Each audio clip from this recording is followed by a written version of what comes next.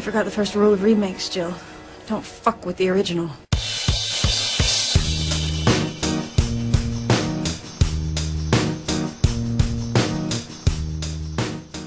Hey everybody, this Friday, Dawn of the Planet of the Apes is coming to theaters, and you know what that means? Another episode of Don't F with the Original. I'm Dimitri, editor-in-chief of Idiomatic.com and movie critic, and because we're talking apes, today I thought we'd talk with the ape aficionado over at Idiomatic. I'm Frank. I am descended from apes. I feel I have some measure of knowledge that I can bring to the audience, which is also descended from apes, I'm told. And I believe this is my first episode of Don't F with the Original, so I'm actually looking forward to it. It is, that's right. I really wanted to bring you on board for this episode specifically because I remember when we did the Dreamer's Edge podcast and we listed our top 3 movies of the decades, and for the 60s, you went with Planet of the Apes. So absolutely, yes. Planet of the Apes, directed by Franklin Schaffner, written by Michael Wilson and Rod Serling, based on a novel by Pierre Boulle, not a very good one, by the way. Astronaut, played by Charlton Heston, because of relativity and suspended animation, wakes up thousands of years in the future, crashes on a planet where apes are the dominant species and humans are just hunted and used as slave labor, essentially. When he reveals that he can talk, a court ensues to determine what to do with this man. Cue a heavy-handed allegory about religious and political propaganda and all that good stuff. It is one of those movies that stays with you. As I no doubt mentioned during the podcast, I saw it at the perfect age. I think I was 12 at the time, so I did not see the ending coming. And I have to say, I imagine a number of people didn't when the movie first was released. Rod Serling was, he wrote one of the original scripts. They didn't use his script in the end, but they obviously took a number of bits and pieces from it, like a lot, really, actually. But the actual ending was Rod Serling's ending, and I still, really just believe it might be one of the top 3 best endings in movies ever. And, if you watch it in the 60s or 70s or early 80s, when, there was no internet, yeah, mind you, I wonder, hey kids, sign on to Idiomatic and please tell us if you saw the ending coming or if you were aware of the ending. I'd be kind of curious to see if this has permeated the internet to the point where it's one of those things that everybody knows about or not, or if you can still watch a movie today and be surprised by the ending. But it was brilliant, and it really it went to that tradition of the 1970s, which is a very dark period for Hollywood. Mm-hmm. Well, late 60s, early 70s. Like, they were starting to mess around with controversial endings. And the thing is, the Rod Serling script was in some ways tongue-in-cheek, but there were some really dark elements to that movie. And it really, it's one of those rare movies that really just looks at humans and turns things around, and what if we weren't the dominant species anymore, which is a really an interesting concept to put on film. The science fiction at the time, the literary science fiction, the books, was very sophisticated. It was sophisticated in the 30s and the 40s. You looked at the movies and it was like Flash Gordon's. It wasn't that great. You had Star Trek in the 60s on television. You had some movies that had some measure of sophistication, but Planet of the Apes is a very dark universe. It's a very depressing universe. When you first watch that movie, you're like, wow, okay, one of the astronauts ends up, spoiler alert, stuffed and put in a museum. The other one gets lobotomized, and guess what? The third one, who gets to live? It's almost a worst fate for him. It's almost worse, yeah. Which was intense and riveting in a sense. Maybe because it was a fresh approach. I was going to say because it was inspired, of course, by the French writer Pierre Boulle. Yeah. who also wrote the book on which Bridge Over the River Kwai was. Oh, really? Yes, he was. Yes, he actually used some of his own life experiences. I don't know, man. This guy, like, he went into the jungle and he came out and just decided, you write Bridge Over the River Kwai, the book that would, lead to the movie, and then you write like Planet of the Apes, and Yeah, although funny things happen to you when you go in the jungle, I guess. is the takeaway from that. Although the book, let's talk about the book for a little bit, because for those of you who don't know, the Planet of the Apes, the novel, it isn't Earth. No, the whole book plays on that twist. Yeah. Of you think the narrators are human, and they're not. Yeah. And you are revealed at the end. The shock twist ending in the book is that, you have this incredible story written by humans who visit this ape planet, and it's like, it's crazy, and it's this, and it's that, and then you find out that the narrator, the characters that are reading the story, they're just, oh, this is crazy. Humans that are intelligent and like speak and have space travel, this is crazy. It's like, and they happen to be apes. Aha! Twist ending. Didn't see that coming. It's awful. It is awful in some sense, but you have to understand that this is not to disparage the French in any way, but they had a very different approach to science fiction and literary science fiction. And the Americans, were very optimistic in their approach, even though, they still toyed around with bad endings and whatnot. Frederick Brown did it, Asimov, Clarke, Heinlein. They all had their moments. I mean, so many. Science fiction in many ways is such an interesting medium because you sort of have to break away from convention as a starting point. The book Planet of the Apes it's kind of weird. It's almost, you think like, wow, this is an idea for a really good short story, but I'm going to expand it into a book. I don't know. It's very weird. It's very strange. It's very quirky. It's you read it and you scratch your head and go, my God, where are you going with this? And it's not that great. But I guess maybe somebody somewhere read the book and thought, hey, maybe this would really make a really cool movie. And, and to have that ending, and Rod Serling gets his hands on it, and Rod Serling being like such a genius, ahead of his time. This is a guy who understood the true power of television and twist clever endings. He specialized in that. So he recognized he saw something in that story and was able to sort of capture that essence, twist it around, mix it up, and come up with the Statue of Liberty. And, to have this Charlton Heston character who's such a confident, arrogant, but hey, you know what? I mean, he's got the chest. He's got the chest hair. Well, he's walking hubris is what he is. And, he backs it up, though, throughout the entire movie. And he gets to the end, and it's just so crushing. And just the way it's filmed. You see the sort of like the edge of the crown, and you think, well, where have I seen this before? And it just backs up, and it's like, oh my God. And of course, Charlton Heston sells it so well. Yeah. Okay. Was he overacting? I don't know. I don't care. At the same time, you've got this conflict within the ape society, which is very interesting. And then here you have the human observing all this as an outsider and being reminded in some ways of human society, and in some other ways being, what is this? This is a crazy world. This is insane. I should be like, what's happening to me? So you question all this. I think you're right about like the darkness of it. I think, when they adapted the book, what they did is that they took that sort of philosophical current and just made it more visceral. And just by inverting the roles a little bit, like changing the point of view, let's just flat out make him human.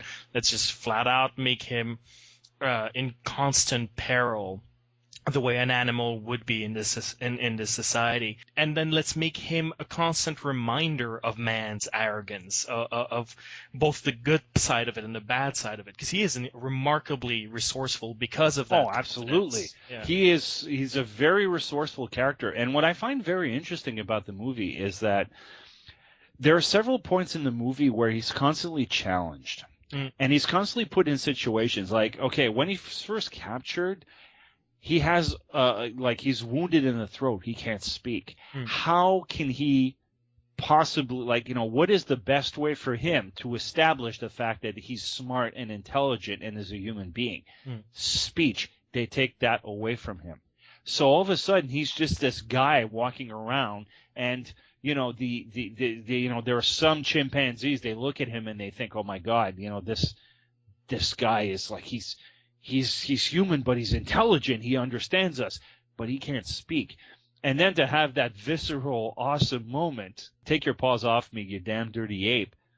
Oh my God, what a great moment! And to have the shock, it's a movie that is very dark, but it has those moments where you're so involved in the situation, you're so involved in the action, and you're so drawn to the fact that, like, oh my, what if this guy could speak? And then in one critical moment, he gets to do it, and he gets to say what you've wanted to be saying since the beginning of the movie. Like, anyways, it's a very clever movie in that way.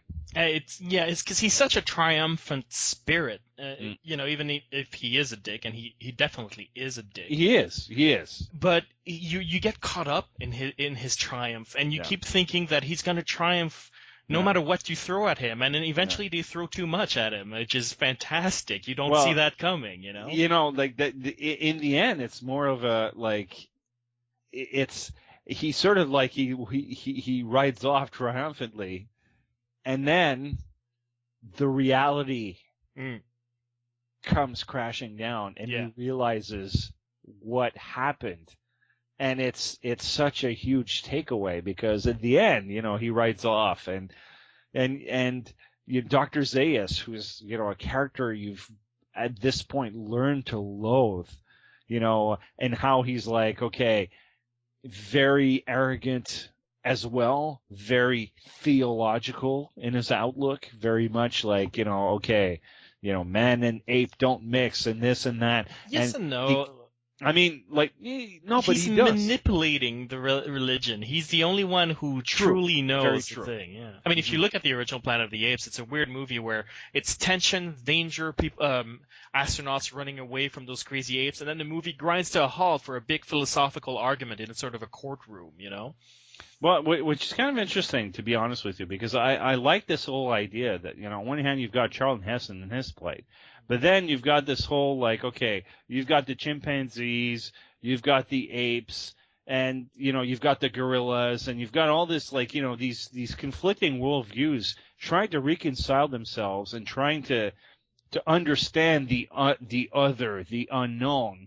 And all of them, in some ways, even the chimpanzees, which are very sympathetic towards Charlton Heston, are in some ways very much not understanding him. But, it's so interesting. Like, the movie had an impact because it gave birth to a franchise, a franchise which kept going on and on and on. I remember watching the second movie and thinking, okay, this is, there is no franchise. I mean, by that time, I knew that there had been other movies, but I think, how do you recover from this? Like, the movie ends with the destruction of Earth and everybody on it. There's just this sense of abject, dark pessimism. For those of you keeping track, that's beneath the Planet of the Apes, and that's when a new astronaut arrives in the same timeline, a little bit after Charlton Heston, tries to track him down, goes through the exact same beats of the story, and then encounters a bunch of mutant humans with telepathic powers who worship the nuclear bomb. Then they come up with, the twist of Zira and Cornelius escaping back to Earth and laying the groundwork for this whole notion of, hey, guess what? Time is a loop. Oh my God. Interesting. Yeah. An interesting movie, which is also very dark in its ending, and also has an interesting twist ending in that Caesar gets to survive. Escape of the Planet of the Apes follows the two chimpanzees as they go back in time after the nuclear explosion that destroyed Earth, and find themselves in present day, facing sort of the same struggle Charlton Heston had but except with humans, because they're apes. So really, it's sort of like the same movie, but with the idea of like, aha, the tables are turned, except the first movie turned the table on us, so really the tables are really just in the place they should be. So I don't know, I'm not crazy about the concept of that movie, to be honest. And then Conquest of the Planet of the Apes, where we really start delving into interesting territory. Not least because the current franchise is really based on that movie. Like, it really is based on that movie. Conquest of the Planet is like, how did the apes first take over? Yeah, it covers the same ground. I find the new version a lot less goofy than the version in Conquest. I totally agree. Like, it doesn't have moon dust and the space disease that wipes out cats and dogs, forcing humans to adopt apes lest we go about our lives without pets. It's just so goofy. Although, I remember, again, this is like, it's been a while since I've seen it, but I remember, the notion of, the initial premise is kind of interesting in how, okay, cats and dogs have completely disappeared and humans have replaced their pets with apes. Mm. And how they really start exploring the notion of, okay, we've had Planet of the Apes where, it's very shocking and we're seeing, apes ruling over humans and humans that have degenerated into animals and, to a certain extent, turnabout is fair play, eh? And guess what? We treat animals a certain way with, complete disregard and whatnot. I mean, call it natural selection, call it the food pyramid, call it whatever you like. There is that sense of like, all of a sudden, we sense this uncomfortableness because we are the dominant species of this planet, and all of a sudden we're confronted with a world where, no, we're not. And in the case of Planet of the Apes, it's not just, we're not talking about just aliens showing up with better technology and establishing themselves. No. They're at our level current, and we've regressed. And that kind of like, that pushes certain buttons. And then you think, okay, well, beneath the Planet of the Apes, and, they delve into this and that and the other. And then you get to Escape, and it's like, okay, well, the standard normal society and how they rise. But then you get to Conquest, and you think, how did they come around to that point where they took over? And then you start looking into the reasons why, and you start looking into the fact that Caesar, the one intelligent ape trying to organize other apes, and being confronted with the fact that apes are so mistreated, they're a slave species. And you think, well, I think this goes to the quintessential heart of what Planet of the Apes is all about. And it's like, the plight of the apes would be the plight of the humans if they were put in the apes' position. Absolutely. And the thing I like less about the sequels is actually because a little bit of that, in the sense of the first one, you could substitute man. Well, obviously you're going to substitute the apes for man in the first one, like you would in any of the sequels. But you're talking about Rise of the Planet of the Apes. No, I'm talking about Planet of the Apes, like the original Planet of the Apes. Okay. But you could substitute Charlton Heston's character with any oppressed group, be it a minority. Today, you could watch it today and think of homosexuals the way that you have this religious authority, just you manipulating religion to say like, you go to hell, Mm-hmm. and all of that. Whereas when you go into the sequels, you lose a lot of that, and it really becomes sort of like man, ape, man, like the way we treat animals. What if man was not the dominant species? It becomes this much more narrow allegory, whereas the first one, the original Planet of the Apes, is actually a lot broader, and for me, a little bit more relevant culturally. It will speak to more people in a real way, whereas this is much more of a philosophical argument, if you will. It's an interesting point. I find that like the thing about the first one is that it really pushes it to an extreme. Mm-hmm. And the perception is really like, you're confronted with the fully realized evolution, no pun intended, where ape has replaced man and man has replaced ape, and there is a dominant species and there's a lower species, and there's no common ground whatsoever. And in the case of like the later sequels, they start exploring the aspect where things were a little bit more blurry in a sense. You're right in that, like, there is an element of extreme in the original, which is absent from the others. But at the same time, I'm not sure if it's some of the visceral scenes from Conquest of the Planet of the Apes, which really showcase this notion of, what if there's a lab rat in the lab that understands what's going on? It's one thing when you're doing these things, to a being that might not necessarily understand, that will react, that will feel emotion and whatnot. But, the stand-in, that like, there's a flip side, to this, which I find is very interesting. And I guess maybe it's a good way, it's a good idea to segue into the, I'm going to completely bypass the Tim Burton. Oh, come on! Okay, because Tim Burton and I are no longer speaking. Okay. Not that we were before, because he doesn't know me. Like, seriously, if you want to spend 5 minutes to diss him, I'm totally down with that. Yeah, no, totally I down think with we that. should. But before we do that, though, you did skip Battle for the Planet of the Apes, which I have really not seen, unfortunately. Okay. I'm going to talk about it just a little bit, because what it is it takes place after Caesar successfully led the ape revolt. Mm-hmm.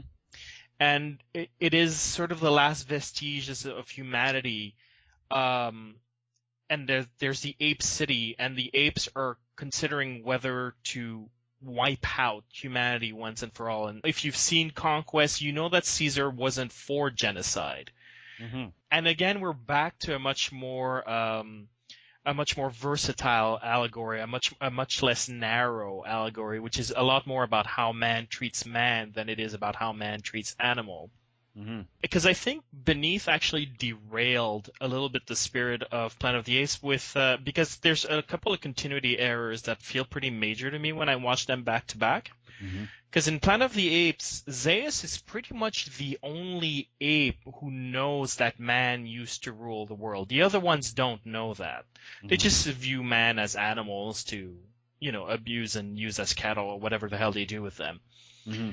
And when you get to the second one, there's a big political debate between the gorillas and the chimpanzees as to whether to wipe out man before they can get their intelligence back or not. I'm like, when did you find that out? This used to be a big secret in the previous film. What happened? Yeah. No, there is a measure of disconnect, and God, we won't even talk about the television program, which apparently takes place 900 years before the events of Planet of the Apes. So at a time where humans could still speak.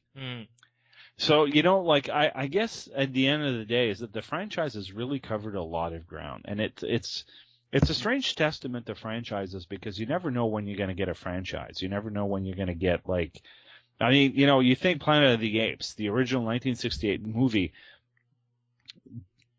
there's a part of me that wonders, who in their right mind would have thought that this would have spawned a television series, a cartoon series? There's a cartoon 4 series? sequels. There's a cartoon series. I have read it on the internet. I've never seen it. I have to be upfront about this. But 4 sequels, a television movie, a cartoon series, and then 2 reboot sequels, the Tim Burton one and the one I referred to as the James Franco one. I'm going to let you close on Battle, because we can speak about the Tim Burton one if No, if you wish. I'm gonna get a nosebleed, but I'm actually down for it. Yeah, okay. Let's save the Tim Burton remake and Rise for next week, because we're running a little bit long, and I don't want us to shorten our conversation on Rise in particular, because I think it's a movie that there's so much to say about. So we're going to save that for next week. It's a challenge. I'm throwing down the glove of the ape, which is, handling a rifle, or the gorillas. Anyways, whatever. Until then, if you have any questions, comments, you want to share with us your love for the Planet of the Apes franchise, you can write us at mail@idiomatic.com or post a comment at idiomatic.com. Just click on the episode name. We're also on Twitter. We're also on Facebook. Frank has been posting some awesome pictures. The movie's coming out next Friday, right? Yes, that's correct. Okay, because I've got a post ready for it.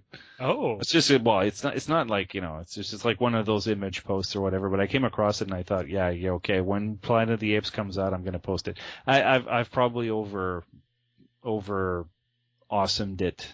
Like it's not like, but anyways, let us know what you think. And Frank, I hope we will get to see you back here soon. I know you're super busy, but. Yeah, absolutely. Like I love it. We'll do this again for sure. We will not F with the original again. Does that make any sense? No, not really. Okay, that's all right. Okay. And on that note, Bye-bye. Goodbye, true believers.